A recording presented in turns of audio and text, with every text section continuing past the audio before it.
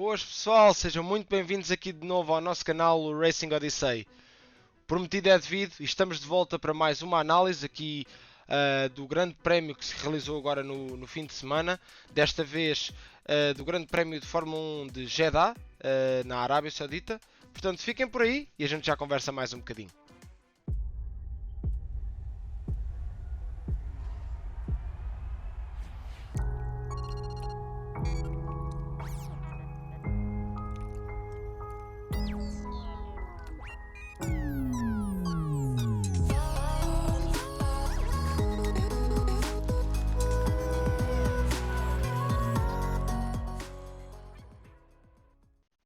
Estamos então de volta para mais uma análise e vamos desde já começar com aqueles que não começaram. Portanto, o Mick Schumacher no sábado, na Q2, teve um enorme acidente no fim do setor 1, com o carro a embater numa barreira. Portanto, este embate foi de cerca de 33 Gs. Portanto, o piloto acabou por sair um pouco combalido, foi ao hospital, fez alguns exames, mas encontrava-se tudo bem com o Mick Schumacher, que acabou por não correr, um pouco por precaução, mas também devido ao facto de provavelmente a AS não ter um terceiro chassi pronto para o Grande Prémio. Seria difícil, tendo em conta que o carro ficou completamente destruído e teriam que refazer o carro na totalidade. Portanto, um novo motor, uma nova caixa de velocidades, um novo chassi, portanto, tudo novo, e tornava as coisas muito complicadas, tanto para a equipa, como seria um risco correr com o piloto após aquele choque tão violento. Quem não começou também foi Yuki Tsunoda. Portanto, Yuki Tsunoda também no sábado teve problemas e acabou por não participar na qualificação, ficando fechado na garagem, com a equipa a tentar resolver o problema o mais rápido possível para o piloto ainda poder fazer uma volta na Q1, mas tal acabou por não acontecer. Portanto, iria partir sempre do último lugar. Acabou por nem sequer partir, porque na volta de aquecimento, portanto aquela volta que os pilotos fazem a saírem da pit lane para se dirigirem para os lugares na grelha de partida, o carro parou, uma vez mais este motor Honda a dar problemas graves e portanto a fiabilidade deste motor Honda tem muito que se lhe diga. Começa a levantar algumas orelhas no paddock, inclusivamente a Red Bull a estar bastante preocupada, que após o Grande Prémio do Bahrein, com Verstappen e Perez a não terminarem, também com Gasly, com aquele problema, com aquele incêndio que deflagrou no carro, agora foi a vez de Yuki Tsunoda ter problemas e, portanto, as coisas não parecem muito boas nesse aspecto, portanto, no aspecto da fiabilidade para a Honda. Portanto, a Pirelli para este grande prémio escolheu os compostos mais intermédios da sua gama de pneus, escolher o C4, sendo o C4 o soft, e o C3 médios e os C2 os hard. A Pirelli fez então assim a sua previsão para este grande prémio de apenas uma paragem, entre a volta 15 e a 25 para hards, tendo em conta que a maioria dos pilotos iria partir de médios, porque este ano não existe aquela regra em que os pilotos têm que levar os pneus que usaram na Q3, portanto na qualificação ou na última sessão de qualificação para a corrida, e terem aquela escolha livre, portanto podem escolher o pneu que quiserem, mas os softs não eram uma solução para este grande prémio, tendo em conta que eram apenas eficazes em voltas de qualificação e a degradação era muito elevada para correrem esse risco. Ainda assim, houve 3 pilotos a partirem de hards, portanto a fazerem a estratégia inversa, portanto Magnussen, Hamilton e Hülkenberg. Portanto, passamos agora para a parte mais técnica da corrida. Portanto, durante todo o fim de semana vimos a Ferrari muito forte, principalmente no primeiro setor, acaba por fechar todas as sessões de treinos na frente, e a qualificação acaba Leclerc por perder no último momento por 25 milésimas de segundo a pole para Pérez. Pérez que faz assim a sua primeira pole e é também a primeira pole de um piloto mexicano na Fórmula 1. Tal como eu dizia, a Ferrari demonstrou-se muito competitiva no primeiro setor, mas tudo o que ganhava portanto, no primeiro setor, que era cerca de 4 décimas de segundo, que é bastante, perdiam depois no segundo e terceiro setor, que era praticamente a fundo, tirando ali 2 ou 3 curvas em que os Ferrari, quando se vê aquele gráfico de aproximação de volta do Pérez e neste caso de Leclerc, vê-se que nas curvas Leclerc acabava por se aproximar, mas a ser muito complicado porque os Honda, portanto as unidades motrizes da Honda estavam muito fortes em reta e acabou por ser decisivo no resultado deste grande prémio, que falaremos um pouco mais tarde. Portanto, podem ver então esta tabela que mostra como a corrida começou, se não tiveram a oportunidade de seguir a corrida, mas no início da corrida acabou por não haver grandes mexidas, tirando 2 a 3 pilotos. Portanto, Verstappen, como é normal e como é aquele piloto de garra, acaba por ganhar logo na primeira curva a terceira posição. Portanto, Verstappen que parte na quarta posição e ganha logo a posição a Sainz e fica logo ali atrás de Leclerc. Portanto, Sainz que serviria de tampão para Verstappen e um bocado para proteger ali Leclerc, acaba por perder logo essa posição na primeira curva, o que não foi de facto ideal para Leclerc e para Sainz neste caso. Guan Yu Zhou foi também um dos pilotos que acabou por mexer ali na classificação na primeira volta, em que acaba logo no início da corrida por arrancar muito mal e a ter exatamente o mesmo problema que tinha tido no Bahrein. Portanto, com o carro acaba por a embreagem ficar ali um pouco a patinar e com o carro a ativar o sistema anti-stall, portanto, para não deixar o carro ir abaixo e a descer à última posição, portanto, 18º, tendo em conta que havia dois pilotos que não tinham partido para este grande prémio. Gasly foi o outro piloto que acaba por perder ali algumas posições no início, portanto logo no início perde uma posição para Magnussen e no fim da volta acaba por perder, portanto, a chegar àquela primeira curva, aquela forte travagem após aquela reta da meta bastante longa, também para Norris. Norris e McLaren que este fim de semana demonstraram uma melhor forma e acabaram por conseguir tirar alguns pontos positivos deste grande prémio. Portanto, quem sofreu também bastante para subir na classificação no início da corrida foi o ex-campeão do mundo Lewis Hamilton, que partiu muito mal. Portanto, os Mercedes mais uma vez a terem um fim de semana um pouco para esquecer. Acabou por ser um grande prémio em que realmente se viram as deficiências do carro, principalmente em reta. Portanto, é um carro que não tem velocidade de ponta. Portanto, temos que terem atenção que a rodarem com os mesmos pneus, Russell estava a rodar a cerca de 1 segundo por volta mais lento que os homens da frente. Portanto,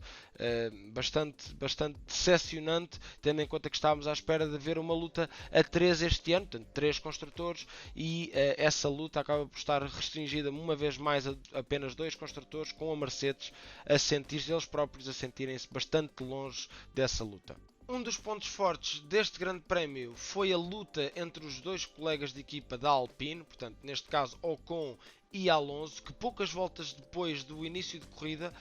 viram-se uma vez mais a seguir ao outro e a lutarem entre si em pista, uma luta bastante agressiva que, se não fossem colegas de equipa, espetacular, continua a ser espetacular, mas com muito risco acrescido para a equipa que tinha os dois pilotos nos pontos e a arriscarem bastante, portanto, muito bom, mas arriscado. Alonso acaba assim por levar a melhor na parte inicial da corrida e a conseguir ganhar alguma distância para aquele pelotão que trazia atrás dele, com Bottas que se encontrava logo de seguida a escolher não entrar nessa luta e a poupar pneus para mais tarde atacar. Portanto, Bottas teve uma move, portanto, uma aproximação à corrida muito inteligente e acabou por mais tarde entrar na luta quando os pilotos já estavam separados, mas a ter mais pneus e a acabar por subir também na classificação geral. Pérez é que acabou por, passado algumas voltas, ganhar ali uma distância, portanto Pérez estava bastante bem no início da corrida, a ganhar logo cerca de 2,5 a 3 segundos de diferença para Leclerc e acabou por estagnar aí até à paragem. Portanto, Leclerc acaba por comunicar à equipa que queria parar para ultrapassar Pérez e não passou de um bluff e, portanto, Pérez e a Red Bull acabaram por morder esse isco e pararam e Leclerc não parou. Azar azar de Pérez foi que, precisamente na volta que para, é a volta que há o primeiro safety car, e o primeiro bandeiras amarelas e seguido de safety car, o que fez com que Leclerc parasse e saísse à frente. Quem parou também foi no mesmo tempo, portanto, ao mesmo tempo foi Verstappen e Sainz. Ferrari acaba por fazer então assim um double stacking, que é quando a equipa para os dois carros ao mesmo tempo, e acabou por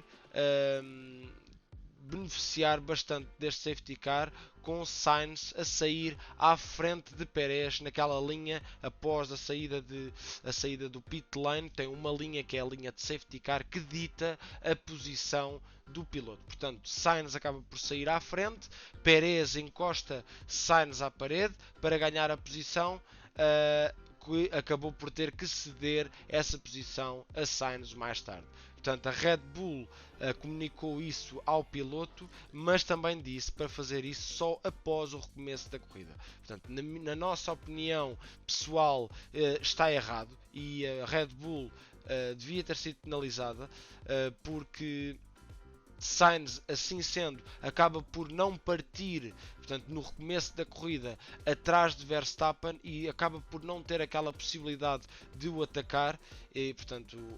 inteligente da parte da Red Bull, e na nossa opinião um pouco mal da parte da FIA, que virou um bocadinho a cara a essa situação. Portanto, este safety car foi devido, uma vez mais, a Latifi, que já tinha batido na qualificação também um acidente bastante violento, não como o de Mick Schumacher, mas um acidente bastante violento, a retirar Latifi da qualificação mais cedo, e depois na corrida ter este incidente que acaba por trazer o safety car, devido ao facto de estar numa posição muito difícil de tirar o carro. Portanto, não havia ali ponto de acesso perto, e teve que acontecer.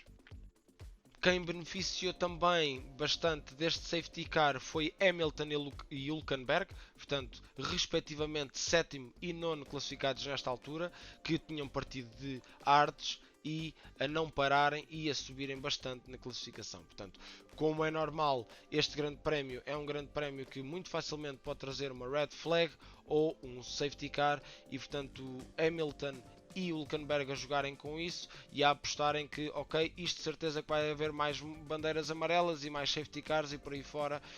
Aconteceu, mas não jogou a favor dos dois. Como eu já tinha dito, Sainz acaba por ganhar novamente a terceira posição a Pérez, porque Pérez foi obrigado a ceder a posição só após o recomeço da corrida, portanto bastante inteligente da parte da Red Bull, e Leclerc a ditar logo o pace e a fazer voltas consecutivas mais rápidas e a sair logo daquela zona de DRS e daquela zona de possível ataque de Verstappen, e a ficar sozinho na frente e a controlar a corrida da frente com cerca de 1,5 segundos a 2 segundos, sempre a andar ali dentro daquela margem e não mais que isso. Portanto, Guanizu acabou por ter uma corrida para esquecer, que já nesta altura, à volta 20 e poucos, tinha tido uma penalização. Quando parou, uma penalização de 5 segundos, quando parou cumpriu essa penalização, mas essa penalização não foi cumprida na totalidade, portanto houve ali umas milésimas ou umas centésimas de segundo que não foram cumpridas, e por causa desse incidente, por causa desse problema, a FIA colocou uma nova penalização de um drive-thru penalty. Portanto, o piloto tem que entrar na box, não passa só pela pit lane e volta à corrida. Portanto, após o recomeço da corrida, vimos também o Hülkenberg, que não tinha parado antes, a fazer cerca de 30 voltas com os pneus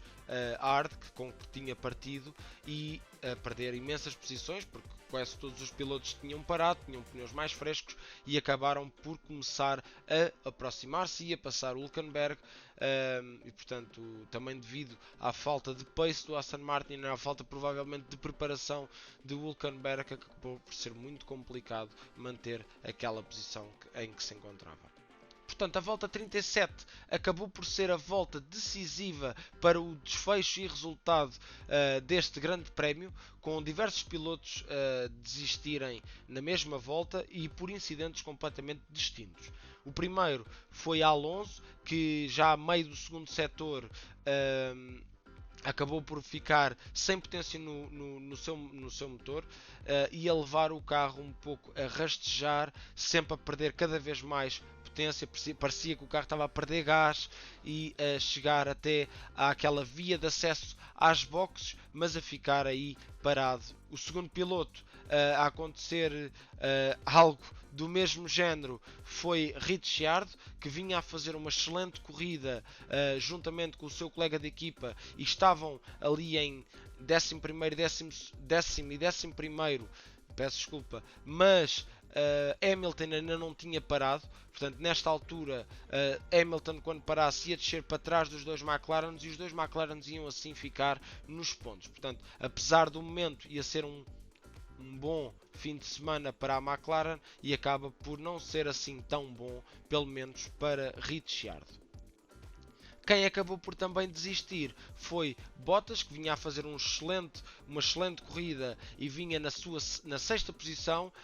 a parar nessa volta 37 e a desistir com problemas que ainda não se sabem quais foram, a equipa ainda não comunicou, mas foram problemas de certeza na unidade motriz, pelo menos é o que se fala. Ricciardo e Alonso acabam por ficar tanto um como o outro parados nessa via de acesso às boxes e, portanto, assim a ser, quando trouxe bandeiras amarelas, Virtual Safety Car, e esse Virtual Safety Car acabou por fazer com que o pit lane fosse fechado. Portanto, Hamilton, que estava à espera de um momento destes para parar, fazer a sua paragem e ganhar com aquela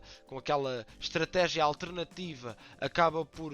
ter os seus planos, verem os seus planos a irem um pouco por água abaixo, porque o pit lane acaba por ser fechado devido mesmo a esse facto dos dois carros estarem parados nessa via de acesso e a não conseguir parar.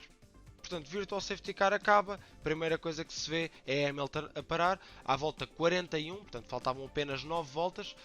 Esta paragem era obrigatória, tendo em conta que Hamilton ainda não tinha parado, só tinha hards montados e tinha que usar outro jogo de um composto diferente que não hards. Portanto, ele iria sempre montar ou médios ou macios, neste caso montou médios, para levar até ao fim da corrida. Assistimos então assim, portanto, Leclerc, que tinha ganho aquela distância para Verstappen, acaba por quando a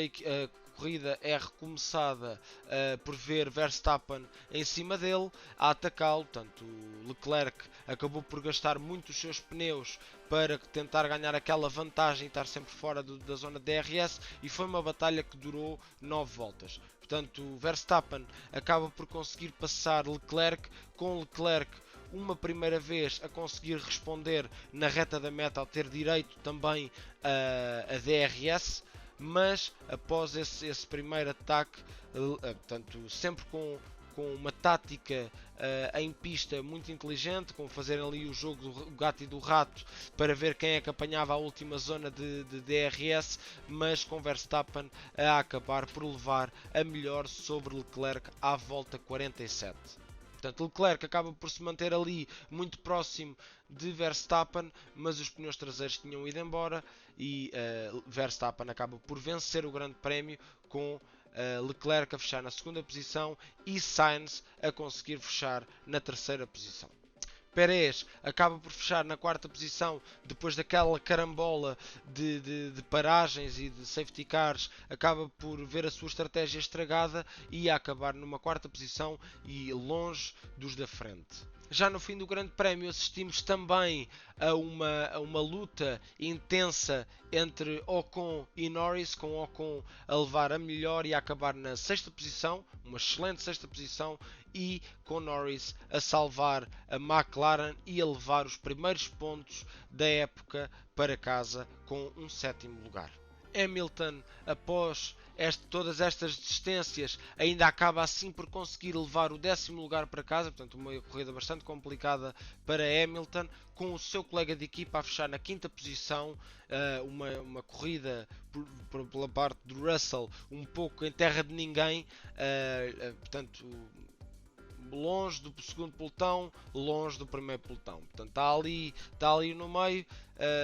portanto uma corrida, apesar de tudo, boa por parte de George Russell e com Hamilton a minimizar as perdas e trazer um pontinho para casa. Guan Yu Zhou, que teve uma corrida bastante complicada desde o início, com o arranque, depois com as penalizações, drive-thru, por aí fora, acaba por fechar às portas dos pontos, na 11ª posição, com o seu colega de equipa a também não acabar. Portanto, Valtteri Bottas, como já tinha dito, desistiu na volta 37 e, portanto, acaba por ser um mau fim de semana para a Alfa Romeo, que tem um carro bastante competitivo, mas ter um fim de semana um pouco para esquecer. Hülkenberg acaba assim por beneficiar de um toque entre Albon e Stroll e fechar na 12ª posição. Portanto, este incidente aconteceu já a 3 voltas do fim, à volta 47, com Albon a ser muito otimista e a fazer um mergulho na curva 1 e a enfaixar o carro na lateral do carro de Stroll. Portanto, Albon acabou por ficar logo por ali com um furo, com danos nas suspensões e com Stroll ainda a conseguir levar o carro até ao fim, ou quase até ao fim, e a ficar a uma volta dos líderes. Uma nota ainda para a volta mais rápida do Grande Prémio, que acabou por ser marcada por Charles Leclerc, que assim minimiza as perdas para